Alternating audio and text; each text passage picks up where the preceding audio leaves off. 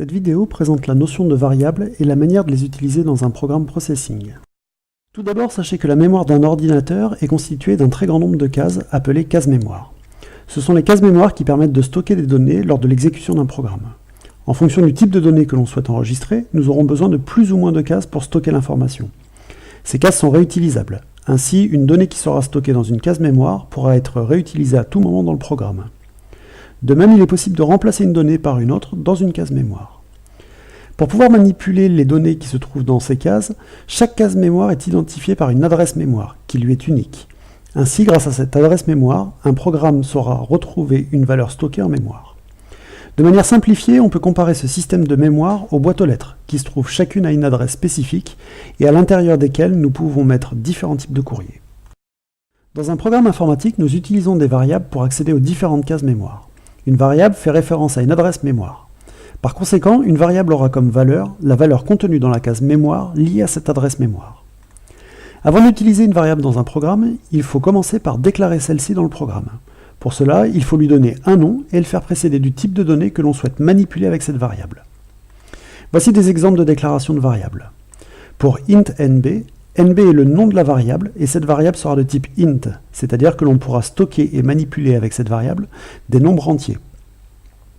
Au moment de la déclaration, la variable est stockée à une adresse mémoire, ici 0001. Les valeurs qui seront associées à cette variable seront donc stockées à l'adresse mémoire 0001.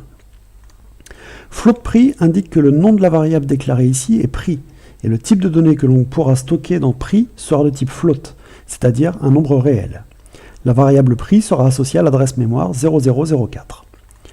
Enfin, string text est la déclaration de la variable nommée text et sera de type string, c'est-à-dire que la variable text associée à l'adresse mémoire 0011 pourra contenir des chaînes de caractères. Notez que, comme chaque instruction du programme, la déclaration d'une variable se termine par un point-virgule. Attention, il y a certaines règles à respecter pour définir le nom d'une variable. Le nom d'une variable peut être aussi long que vous le souhaitez, mais celui-ci ne doit pas contenir d'espace, de retour à la ligne ou de signe de ponctuation. Il doit être constitué de caractères alphanumériques, c'est-à-dire des chiffres ou des lettres en minuscules ou en majuscules. Il est également possible d'utiliser le caractère underscore. Le premier caractère du nom doit être obligatoirement une lettre en minuscule ou majuscule. Enfin, le nom d'une variable doit être unique. Il ne peut pas être identique à un autre nom déjà utilisé dans le programme et ne peut pas utiliser un des noms réservés à processing. Voici des exemples de noms de variables. Dans ces différents exemples, nom de variable est constitué de 3 mots. Dans le premier cas, tous les caractères sont attachés les uns aux autres sans espace. 2 et variable commencent par une majuscule pour montrer qu'il s'agit de plusieurs mots mis bout à bout. Ce nom de variable est donc correct. Dans le deuxième exemple, les 3 mots sont séparés par un espace. L'espace étant interdit dans un nom de variable, ce nom de variable est donc incorrect. Dans la troisième proposition, les 3 mots sont séparés par des underscores. Ce nom de variable est donc correct. En revanche, le tiret n'est pas un caractère autorisé, donc le quatrième exemple est incorrect. Enfin, le dernier exemple utilise lui aussi des underscores et termine par un 2. Tous ces caractères sont autorisés, donc ce nom de variable est correct. Comme nous l'avons vu précédemment, lors de la déclaration d'une variable, il faut définir le type de valeur que la variable manipulera. Nous présentons ici les types de données les plus simples et les plus utilisés. Le type int est utilisé lorsque l'on souhaite utiliser des nombres entiers. Pour les nombres décimaux, votre variable devra être de type float, ou double si vous souhaitez un nombre avec une partie décimale très grande. Le type booléen n'a que 2 valeurs possibles, vrai ou faux. Par conséquent, une variable de type booléan ne pourra valoir que true ou false. Enfin, le type char définit un caractère. Attention, une variable de type char ne peut prendre qu'un seul caractère. Si vous souhaitez stocker une chaîne de caractères, il vous faudra utiliser le type string. Une fois qu'une variable est déclarée, il est possible de lui affecter une valeur. Affecter une valeur à une variable veut dire que cette valeur sera stockée dans la case mémoire, liée à l'adresse mémoire associée à cette variable. Le type de valeur associé à la variable doit être identique au type que vous avez défini pour la variable au moment de sa déclaration. Attention, si une variable contient déjà une valeur, si vous lui affectez une nouvelle valeur, la valeur précédente sera écrasée et ne pourra plus être utilisée. Voici des exemples de déclaration et d'affectation de variables. int nb déclare une variable nb de type int et l'associe à l'adresse mémoire 0001. nb égale 12 veut dire que nous affectons la valeur 12 à nb. 12 est donc stocké dans la case mémoire d'adresse 0001. Il est également possible de déclarer une variable et lui affecter en même temps une valeur. Float prix égale 412,25 veut dire que nous déclarons une variable nommée prix, qu'elle est de type float, et celle-ci pointe vers l'adresse mémoire 004. Nous lui affectons immédiatement la valeur 412,25 qui est stockée dans la case mémoire correspondante. L'affectation prix égale 394,95 veut dire que nous donnons maintenant la valeur 394,95 à prix. Donc cette valeur va être stockée dans la case mémoire 0004 et va écraser l'ancienne valeur qui ne sera donc plus utilisable. Enfin, string text égale bonjour déclare une variable de type string qui aura comme nom texte. Nous lui affectons directement la valeur bonjour et cette variable pointera vers l'adresse mémoire 0011. Bonjour sera stocké à cette adresse mémoire. Notez que les chaînes de caractères doivent être encadrées de guillemets au moment de leur affectation.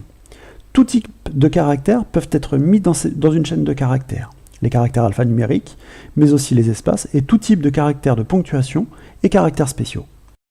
Lorsque vous effectuez une opération, il est possible d'affecter le résultat de cette opération à une variable. Le résultat sera donc stocké dans la case mémoire associée à cette variable. De plus, il est possible d'utiliser la valeur d'une variable dans une opération. Prenons des exemples pour illustrer les opérations. Int sum déclare une variable sum de type int. Il sera donc possible d'affecter des nombres entiers à sum. Sum égale 5 plus 8 veut dire que nous allons affecter à la variable sum le résultat de l'opération 5 plus 8. Le programme va donc effectuer d'abord l'opération 5 plus 8, puis affecter le résultat 13 à sum. Nous déclarons ensuite deux variables également de type int que nous nommons respectivement longueur et hauteur, et auxquelles nous affectons respectivement les valeurs 10 et 5. L'instruction int surface égale longueur fois hauteur veut dire que nous déclarons une variable surface de type int à laquelle nous affecterons le résultat de l'opération longueur fois hauteur. Le programme va donc commencer par réaliser l'opération en prenant les valeurs stockées dans longueur et hauteur. Il va donc réaliser 10 multiplié par 5 et affecter le résultat 50 à surface. Enfin, il est également possible d'affecter à une variable le résultat d'une opération dans laquelle la valeur de cette même variable va être utilisée. En effet, cela est possible car le programme commence par effectuer l'opération. Il prend donc la valeur stockée dans la variable, puis réalise l'opération et enfin affecte le résultat de l'opération à la variable. Dans notre exemple, avant l'opération, somme vaut 13, résultat de l'opération effectuée plus haut. Somme égale somme plus 3 veut dire que le programme va commencer par effectuer l'addition de la valeur de somme, 13, avec 3. Le résultat, 16, est alors affecté à la variable somme. Donc, après l'opération, la variable somme contient la valeur 16 et non plus 13. Pour conclure, voici un exemple de programme utilisant des variables. Ce programme permet de dessiner 4 cercles de plus en plus petits. Pour cela, nous commençons par déclarer deux variables de type int, nommées respectivement longueur et hauteur, auxquelles nous affectons les valeurs 400. Celles-ci correspondent à la longueur et à la hauteur de la fenêtre dans laquelle nous allons afficher les cercles. Ce sera aussi la longueur et la hauteur du premier cercle. Pour dessiner un cercle, nous avons besoin de connaître le centre de celui-ci. Les 4 cercles ont le même centre et celui-ci correspond au centre de la fenêtre. Comme nous avons besoin de ces coordonnées pour dessiner les 4 cercles, nous déclarons deux variables de type int, centrx et centry. Ainsi, nous pourrons utiliser la valeur de ces variables pour dessiner les 4 cercles. Nous affectons à ces deux variables, respectivement les coordonnées en x et en y du centre de la fenêtre. La valeur du centre est donc égale à longueur divisée par 2 et celle de centrx à hauteur divisée par 2. Remarquez que nous utilisons ici les valeurs des deux variables définies précédemment. Les coordonnées du centre sont calculées en fonction de la valeur que nous avons donnée initialement à longueur et hauteur. Si vous affectez d'autres valeurs que 400 à longueur et hauteur, les coordonnées du centre seront donc calculées en conséquence. Attention, une opération prend la valeur de la variable qu'elle utilise au moment où l'opération est effectuée. Si des modifications de la valeur de la variable sont effectuées après, cela n'a pas d'impact sur l'opération qui a été effectuée précédemment. Nous dessinons ensuite notre premier cercle grâce à l'instruction ellipse. Nous utilisons ici les valeurs des variables définies pour le centre du cercle, sa longueur et sa hauteur. Ainsi, la longueur et la hauteur valent 400 et centrx et centry valent 200. Pour dessiner le deuxième cercle, nous conservons le même centre. En revanche, nous souhaitons diminuer la longueur et la hauteur du cercle pour que ce nouveau cercle soit dessiné à l'intérieur du premier. Pour cela, nous allons effectuer une soustraction sur la valeur des variables longueur et hauteur et leur affecter le résultat de l'opération. Ainsi, longueur égale longueur moins 100 veut dire que nous commençons par effectuer longueur moins 100. La valeur de longueur étant de 400 avant la soustraction. Nous lui soustrayons 100 et le résultat, 300, est affecté à la variable longueur. La valeur de longueur après l'opération est donc de 300. Nous faisons de même ensuite avec hauteur. Les valeurs de longueur et hauteur ayant été modifiées, nous pouvons dessiner notre deuxième cercle grâce à l'instruction ellipse. Nous utilisons ici les mêmes variables que pour le premier cercle. Centre x et centre y ont toujours comme valeur 200. En revanche, longueur et hauteur valent maintenant 300. Enfin, pour les deux derniers cercles, nous reproduisons deux fois ces trois mêmes instructions. D'abord les soustractions sur longueur et hauteur, puis les dessins du cercle avec ces nouvelles valeurs. Cette vidéo sur la déclaration et l'utilisation de variables en processing est maintenant terminée.